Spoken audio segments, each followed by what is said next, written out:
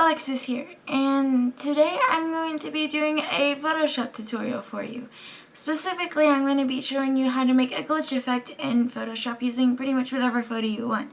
So, let's get right in. Now, the first thing you're going to want to do is have a photo to use, obviously. So, I've selected this one that I took in Seattle of my friend Sophia. And we're going to want to open this photo in Photoshop. Now, as you can see here, I've done a previous version of the glitch effect that we'll be doing, so I can show you what exactly you're going to be getting out of your end product. So now we're going to go back to the photo you have open that you'll be affecting. And the first thing you're going to want to do is go to the channels panel. Now, the first channel we're going to be manipulating is the red channel. So when you have it selected, all the other ones will automatically deselect, and you'll only have the red channel open. Once doing so, we're going to go to Filter, Distort, and Wave.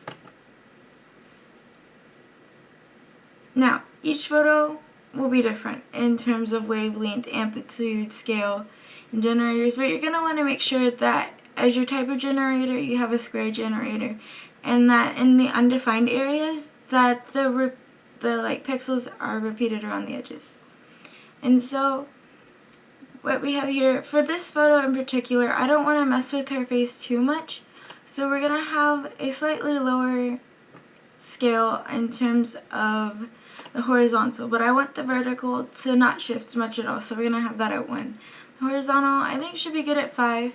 The amplitude will move up a bit, and we'll move up the minimum as well to around 250 for the min and around 400 for the max. And then the wavelength also depends on the photo that you have. And then once you have the settings where you want, you just randomize it till you get a setting that you think you'll like. There, that should be good for what I'm trying to do. And then we'll apply the effect. Now you can already see in the just looks really weird, but once you go back to see all the color channels, you'll see that just the red one has really been messed with. You'll see the red and blue almost like 3D glasses sort of thing.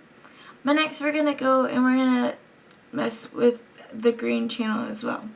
Now this time we're gonna manually deselect the other color filters and channels just so that we have the green one selected.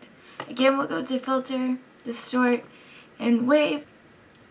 Now, we'll mess with the wavelength a little bit, maybe decrease it a bit. And then for amplitude, we'll go up to 410. This would be good. Move this up to 300 as the min. And then we'll randomize so that it's slightly different as well. Just keep randomizing till you find something you think should work for whatever project or photo you're trying to do. I think this one should be good. So we'll apply that effect. So now that we have our channels mixed up and manipulated and distorted, we're going to go and to the layers panel. And we're going to duplicate the layer. Now, there's multiple ways to do this, but the keyboard shortcut for it is to press Ctrl-J, and it'll make a complete exact copy of what you had before. So now, what we're going to do is we're going to rename this layer lines, because you want to make sure that you keep your layers identified so you know what is happening with each. We'll go to Filter, Filter Gallery, and wait for it to open. Here we go. Now we're going to go, you want to make sure you're under Sketch and then Halftone Pattern. And the settings that I want are already here, but for the pattern type, you want line. I don't want too much contrast in the photo, so we'll leave it at 0, and 3 should be a good size in terms of what we want. So you'll apply the effect, and you'll see that the photo is now like in black and white, has the lines that we want. And we want this to blend into the background layer that we have, so we'll add a blending mode to it. And here we'll go through and we'll choose lighten, I believe should work. Yeah, so if you see, it'll lighten up the colors, kind of take some of the darker vibrance out, and just kind of neutralize it.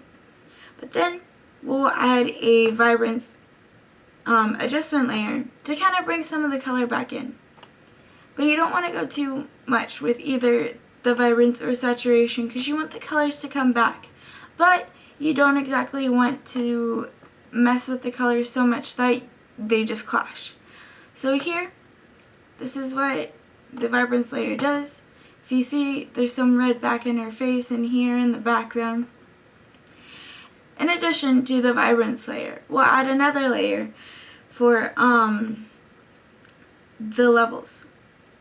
So go to levels, and here we're going to add a bit of black and take away a bit of the white here. Essentially, we're just killing the contrast. So now we're going to apply a grain. And in order to do so, you're going to add a new layer. I'm going to rename the layer grain. Just like I said, you want to keep everything organized. And now, in order to apply the grain filter, we're going to use a really cool technique to do so. So, what you're going to do with this new layer is you're going to fill it with a gray, like 50% gray. So you'll go to Edit, and then Fill. Now, I have it here, but you'll go to Contents, 50% gray, and you'll leave every other setting as is and press OK. Now, it's all pretty much just gray, as you can see. But what we're going to do is we're going to filter and camera raw filter. Actually, when it opens, we'll be going into the effects part of the camera raw filter area. So if you come here, you go to effects, you see here we can add a grain. And I want a pretty high amount of grain, so I'm going to go all the way. And you can add or take away as much as you want, but I want the grain to be very noticeable, so we'll up the size of the grain and the roughness just so you can see it. Now, as we did before, we're going to add another blending mode in order to see the photo with the grain. So here we're going to probably choose the soft light. I think that should work pretty well. Yeah, so if you can see, I'll zoom in for y'all. The grain that we applied here, background, I'll take away the grain here.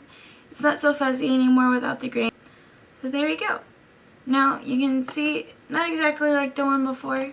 This is essentially how you add a effect on the photo. So hopefully you enjoyed and you learned a lot, but yeah.